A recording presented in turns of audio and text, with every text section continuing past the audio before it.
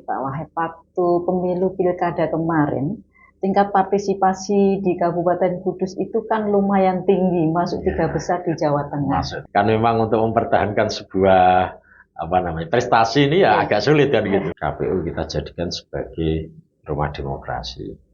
Pemilu ke depan mudah-mudahan ini terbebas dari hoax.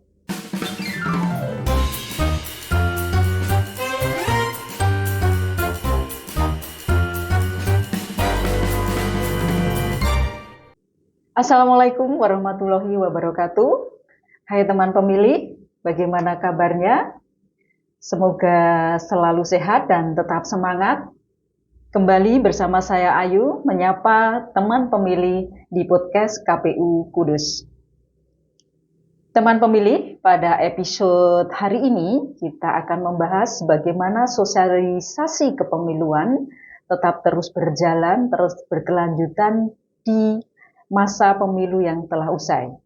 Telah hadir di tengah-tengah kita narasumber yang tentunya sangat istimewa.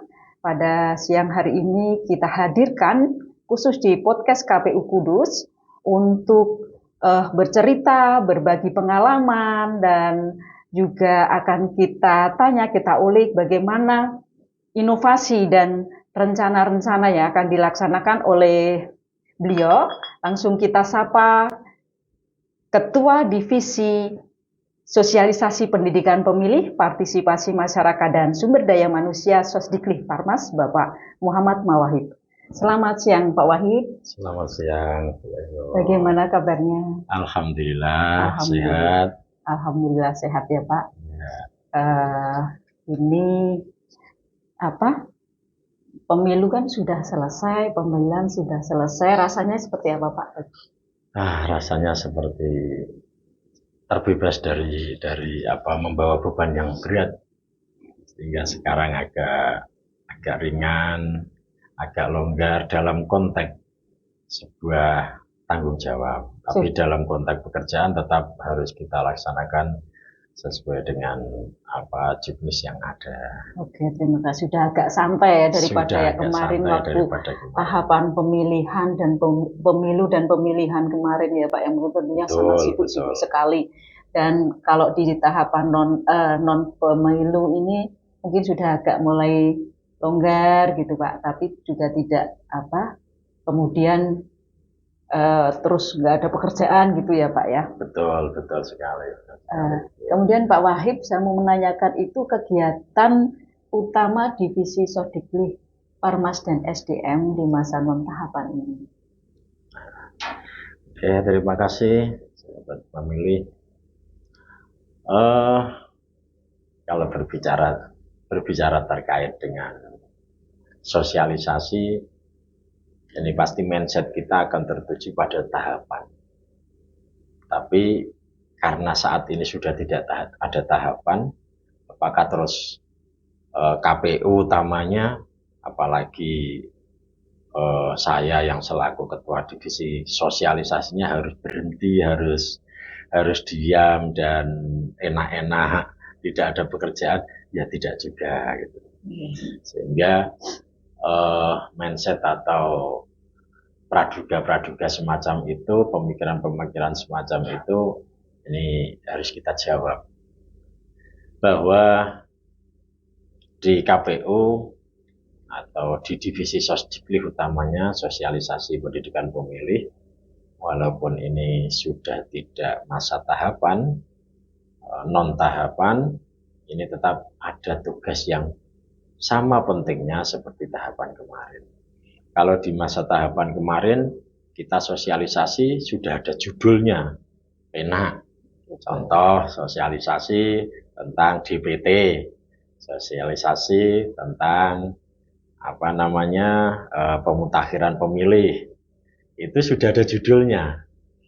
Tapi di saat ini kita sosialisasinya tetap harus jalan dalam arti sosialisasi di pendidikannya, pendidikan terhadap pemilih. Nah, walaupun proses atau kegiatan pemilu masih panjang, tapi kita ini pada waktu kita sudah berumur 17 tahun atau ada warga sudah berumur 17 tahun, ini secara otomatis dia sudah masuk atau bisa dikatakan sebagai pemilih.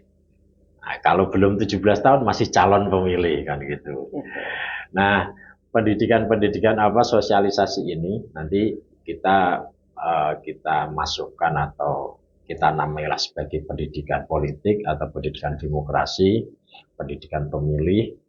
Nah, di sini tugasnya apa? Kita menyampaikan informasi, pemahaman atau pengetahuan terkait dengan pemilu, terkait dengan kewajiban pemilih, terkait dengan haknya pemilih. Mungkin itu nanti yang ini akan kita laksanakan selama 6 tahapan, terutama bagaimana pemahaman pemilih atau bisa jadi yang saat ini masih di bawah 17 tahun calon-calon pemilih dalam memahami info atau informasi yang ada, memahami terkait dengan kondisi saat ini. Nah, ini tugas dari KPU menyampaikan atau memberikan penjelasan terkait itu, terutama terkait dengan berita-berita hoax. Ini mungkin itu nanti tugas kami di non tahapan ini. Sepertinya ringan tapi sebenarnya berat ya Pak ya untuk itu ya, karena proses pendidikan demokrasi itu harus terus berjalan dan berkelanjutan. Berkelanjutan, kontinu gitu ya. Kontinu. Dan kemudian mengapa sosialisasi dan pendidikan pemilih itu penting dan terus-menerus dilakukan, padahal kan pemilu itu sudah selesai dan kita masih ada rentang untuk ini ya Pak ya, untuk menuju pemilu selanjutnya kan masih lama. Kenapa mesti dilakukan? Itu mungkin bisa disampaikan juga kepada masyarakat terkait hal itu. Kenapa untuk itu dilakukan? Iya. Terkait dengan sosialisasi kami ini tidak lepas dari sebuah pendidikan yang kita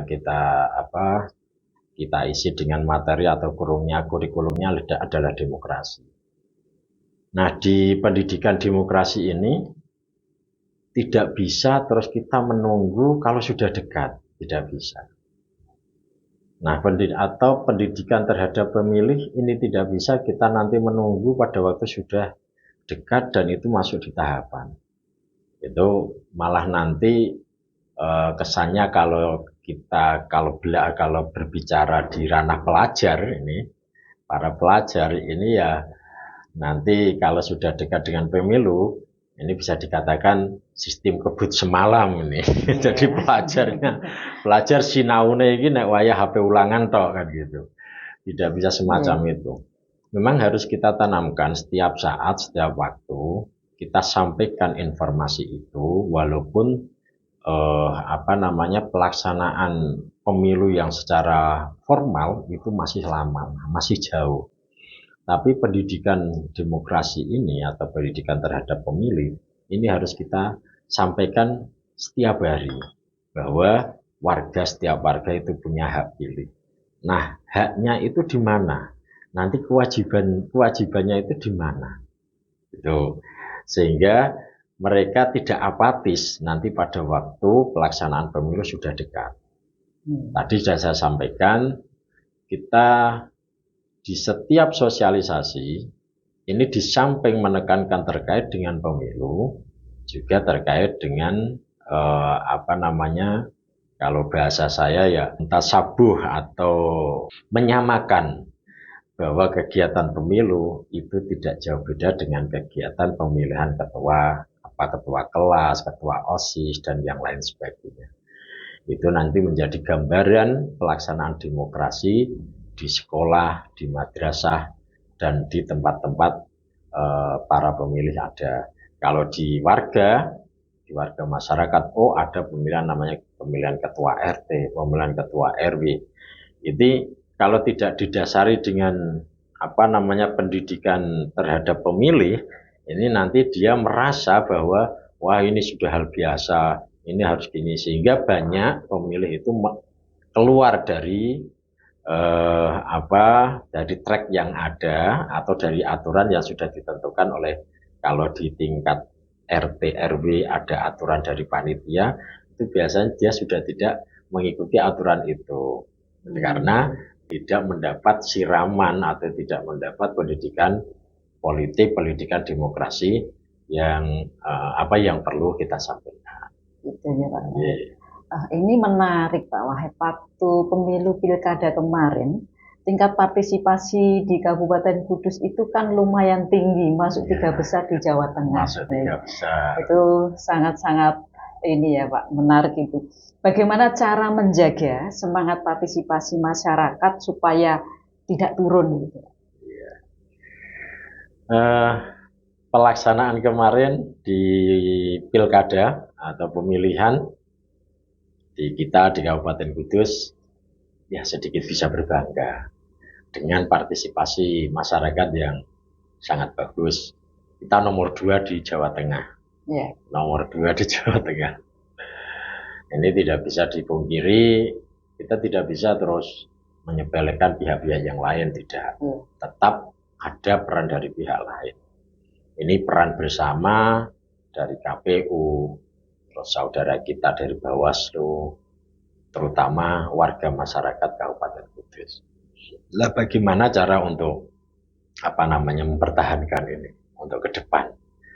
Terus antusiasme atau antusias dari para masyarakat ini nanti partisipasi di pemilu yang akan datang ini lebih, atau setidaknya ya kita bertahanlah. Kan memang untuk mempertahankan sebuah prestasi ini ya agak sulit kan gitu. Strateginya bagaimana supaya partisipasi masyarakat untuk pemilu dan pemilihan besok itu tidak turun gitu Pak? Ya kita dari KPU memang harus selalu berkomunikasi, selalu mendengarkan keluh kesah masyarakat, cerita-cerita dari masyarakat. Nanti cerita yang ada itu, terutama dari calon-calon pemilih, ini pemilih pemula. Tadi saya bicara di tingkat podcast Jawa Tengah untuk pemilu pemula. Terutama anak-anak muda pemilih pemula itu keinginannya apa?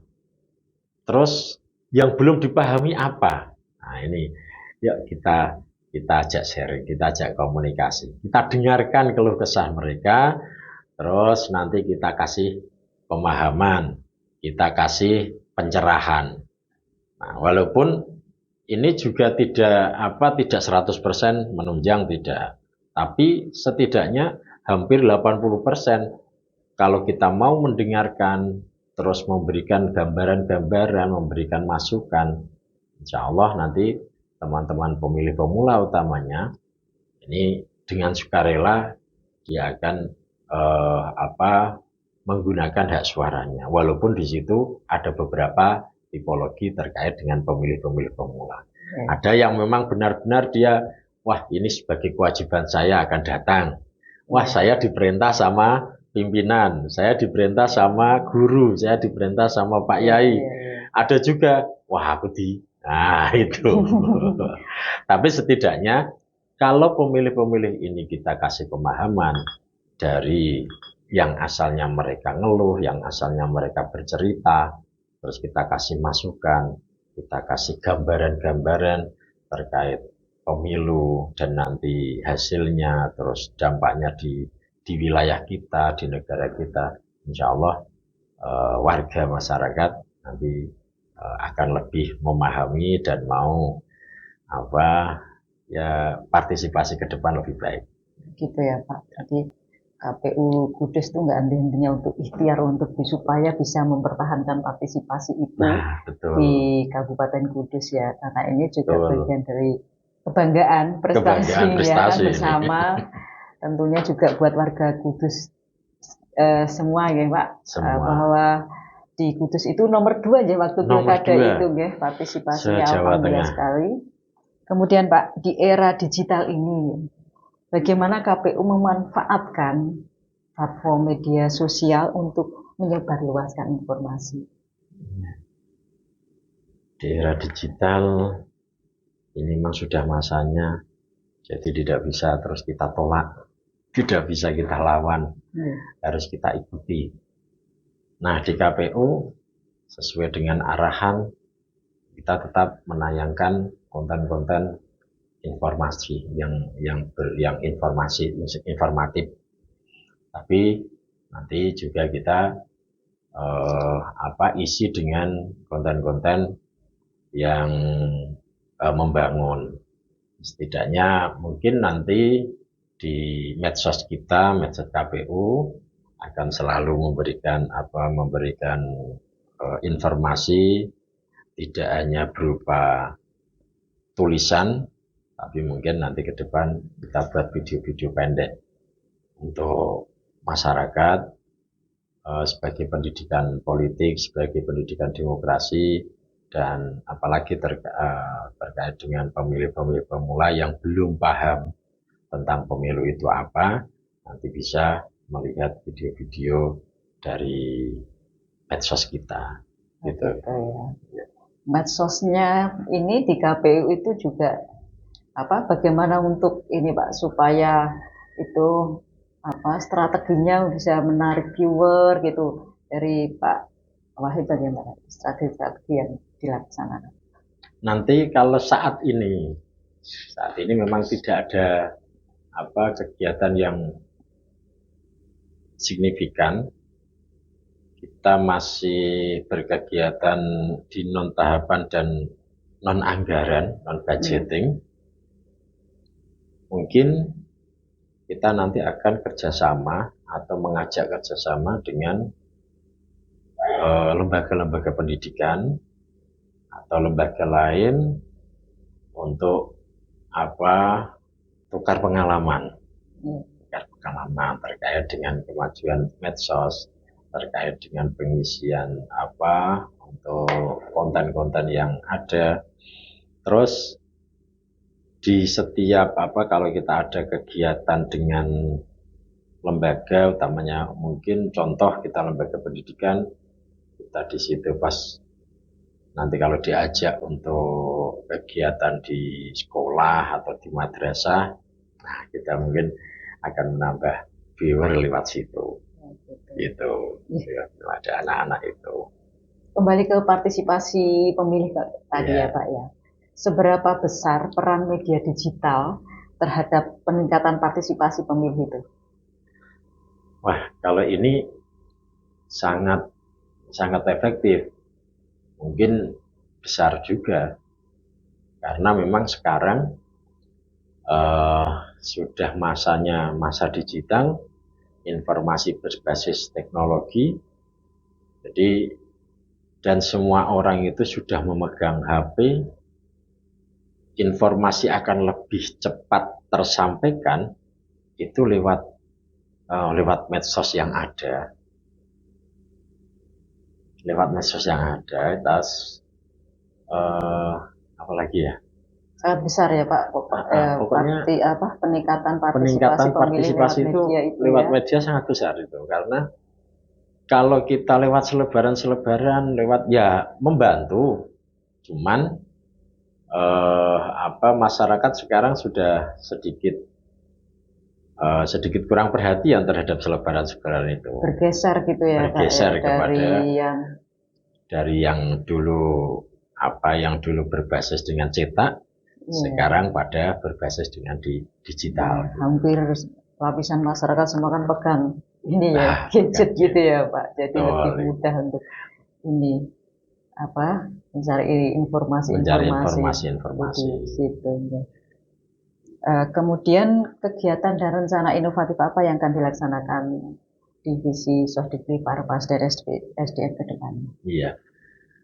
Di kegiatan non tahapan ini yang menjadi planning atau rencana terbesar kami adalah KPU kita jadikan sebagai rumah demokrasi. Jadi nanti kami sangat berharap dan ke depan kami akan silaturahim ke beberapa lembaga pendidikan, utamanya karena mereka yang sudah punya masa jelas untuk menginstruksikan untuk kerjasama dengan lembaga-lembaga yang ada. Nanti bisa berkunjung ke kantor KPU, dan di situ di kantor kami ini, di kantor kita ini, kantor KPU, nanti akan kita ajak sharing bersama, akan kita kasih materi tentang pendidikan demokrasi, pendidikan pemilu, terus anak-anak bisa melihat ini proses pemilihan umum, proses pemilihan kepala daerah itu bagaimana. Itu nanti bisa melihat kondisi atau melihat simulasi, melihat gambar-gambar yang ada, kegiatan-kegiatan yang ada. Terus anak atau dari pengunjung yang datang ke kantor KPU itu juga bisa bersimulasi terkait dengan tata cara pemilihan. Nah, ini target nanti mungkin 2025 ini, 2025 akhir ini sudah, karena kemarin kita sudah mencoba dari SD kemarin itu sudah Birrul Walidain sudah bagus, tanggapannya juga bagus, tapi karena pelaksanaannya di akhir semester akhir tahun pelajaran sekolah, sehingga terus ada liburan dan yang lain. Hari ini kita sudah mulai bersiap-siap lagi untuk menerima tamu dari sekolah-sekolah atau madrasah yang menginginkan kunjungan ke KPU untuk belajar pendidikan demokrasi dan pendidikan pemilih. Gitu. Upaya yang dilakukan untuk menarik itu, Pak, kita berkirim surat atau bagaimana dari Pak Wahid? Kita nanti akan silaturahim, gitu, akan silaturahim ke lembaga, ke dinas terkait. Contoh kalau kita targetnya nanti ke madrasah, ya kita ke Kemenag. Targetnya SMP, SMK, SMA, ya kita nanti ke kantor wilayah, ya. Wilayah. Kemarin sudah kita bahas, sudah kita sampaikan ke pimpinan yang lain, sudah kita plenokan. Nanti setelah ini mungkin minggu depan itu kita tidak lanjuti, karena memang dari kami ini, utamanya di saya selaku ketua sosialisasi pendidikan pemilih, ini juga harus memegang di SDM, sumber daya manusia, sehingga kemarin harus menyelesaikan beberapa kegiatan yang di SDM juga. Contoh, kita juga harus silaturahim ke Dinsos untuk kegiatan yang ada hubungannya dengan SDM. Gitu.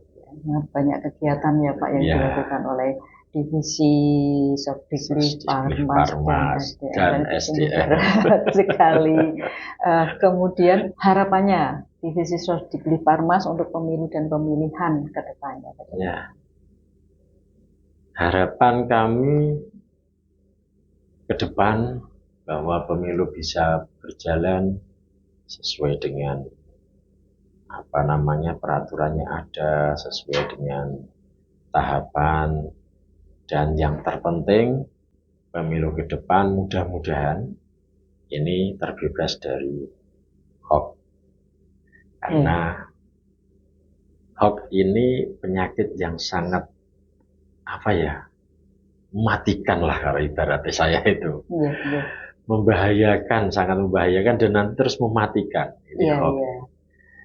Nah, kalau kemarin di pemilu 2024, ya kalau menurut saya tetap ada hoax, tapi tidak semasif sebelum-sebelumnya.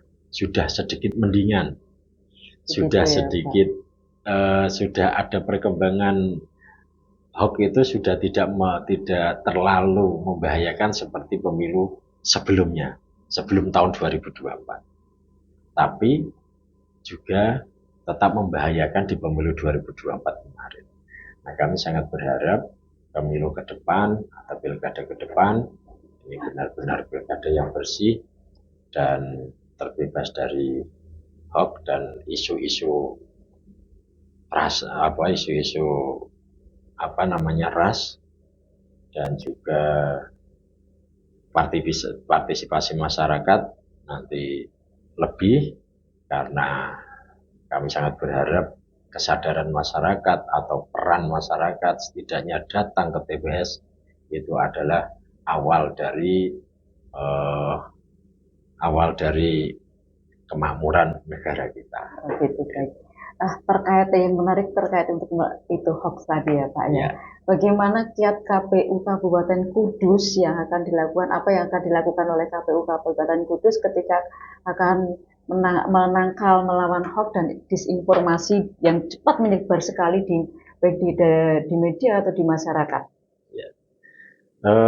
Terkait dengan hoax itu di KPU sebenarnya kemarin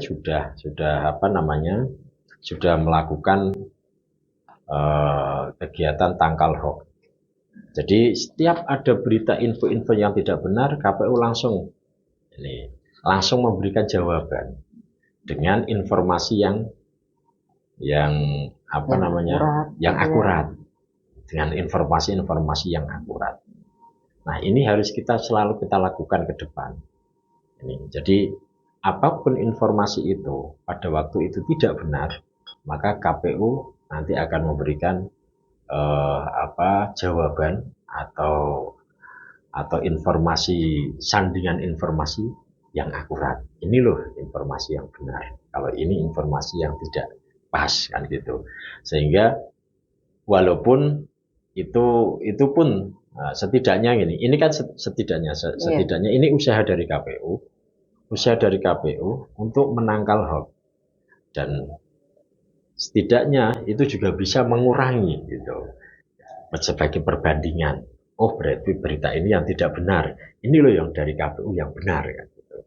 Contoh saat ini banyak isu, wah ini mau ada PAW lagi, mau ada PAW lagi, lo PAW kok terus-terusan, itu gimana sih, kan gitu. Maka KPU terus mengeluarkan informasi bahwa PAW itu juga ada aturannya, PAW itu juga ada undang-undangnya dan yang lain sebagainya. Itu kemarin sudah kita keluarkan terkait dengan aturan-aturan di PAW anggota dewan, kayak gitu. Iya. Terima kasih. Jadi memang sudah ini ya, KPU itu sudah punya kiat-kiat untuk menangkal hoax-hoax dan disinformasi yang memang sangat menyedihkan kalau kemudian masyarakat menerima apa yang sudah digoreng-goreng itu, yang tidak valid datanya dan sebagainya, hanya dari satu pihak, kemudian terima masyarakat, itu sangat menakutkan ya Pak ya. Betul sekali. Jadi memang luar biasa untuk kalau KPU Kudus sudah mempunyai strategi yang untuk menangkal itu. Jadi kedepannya supaya juga untuk menjaga kondusivitas di wilayah kan, karena memang melawan hoax itu juga sulit sedap di era gencaran media massa, di era digital, setiap orang pegang handphone, cepet banget lihat informasi yang belum tentu kevalitannya gitu nih Pak. Betul. Ibaratnya sekarang semua orang tuh bisa jadi wartawan. Ya, wartawan untuk dirinya sendiri, kan gitu. Kalau teman-teman wartawan yang ada medianya itu mungkin bisa kita ajak untuk kerjasama, tapi kerjasama dalam konteks apa? Untuk memberantas hoax. Tapi wartawan yang sebagai wartawan dirinya sendiri atau wartawan HP-nya sendiri, ini yang repot. Karena saat ini yang terjadi, orang-orang itu atau masyarakat kita lebih enak bermain HP, lebih enak membaca informasi di HP-nya tanpa mencari sumber yang valid atau sumber yang bisa dipercaya. Ibaratnya kita mendengar suara itu suara yang menggema di ruangan. Jadi pada waktu kita mendengar satu suara, maka semua itu akan membenarkan suara itu. Padahal kalau kita keluar dari sebuah ruangan, suara itu akan banyak sekali suara itu akan banyak sekali yang kita dengar. Ada suara orang, ada suara burung, ada suara motor dan yang lain sebagainya. Kalau yang terjadi saat ini masyarakat lebih atau orang yang menjadi wartawan dengan HP-nya sendiri, wartawan di HP-nya sendiri, itu kebanyakan mereka mendengarkan suara yang bergema di sebuah ruangan. Ibaratnya semacam itu. Baik, ya. Gini Pak, sebagai pertanyaan penutup nih Pak, sebagai mengampu divisi Sodikbli, satu kalimat motivasi apa yang bisa disampaikan kepada masyarakat untuk partisipasi pendidikan pemilih di Kabupaten Kudus? Iya. Terima kasih teman pemilih. Kita sebagai warga masyarakat Kudus, yang pertama, mari kita hindari hoax dan kita mengikuti informasi atau mengikuti media yang memang benar-benar media itu media yang bagus, media yang terpercaya. Selanjutnya kita nanti ke depan di setiap perhelatan pemilu, mari bersama-sama kita ramekan TPS, kita datang ke TPS, ini sebagai wujud dari kewajiban kita sebagai warga negara. Datang ke TPS itu sebuah kewajiban, dan datang menyalurkan hak suara ini sebagai sebuah kewajiban. Nah, menyalurkan suara itu dengan cara apa? Datang ke TPS. Maka kewajiban kita sebagai warga negara pasti akan ada balasan tersendiri untuk diri kita dan keluarga. Terima kasih. Baik, terima kasih Pak Wahib. Terima kasih untuk bincang dan waktunya. Semoga bermanfaat dan semoga informasi yang disampaikan membuka wawasan kepada masyarakat bahwa sosialisasi yang berkelanjutan tidak kalah pentingnya dalam proses pendidikan pemilih dan proses pendidikan demokrasi. Terima kasih juga untuk teman pemilih yang sudah meluangkan waktunya menyaksikan podcast KPU Kudus sampai selesai. Setiap suara adalah harapan, setiap partisipasi adalah kekuatan. Saya Ayu pamit undur diri, tetap nantikan podcast KPU Kudus episode berikutnya dengan narasumber yang tentunya tidak kalah serunya. Wassalamualaikum warahmatullahi wabarakatuh, sampai ketemu.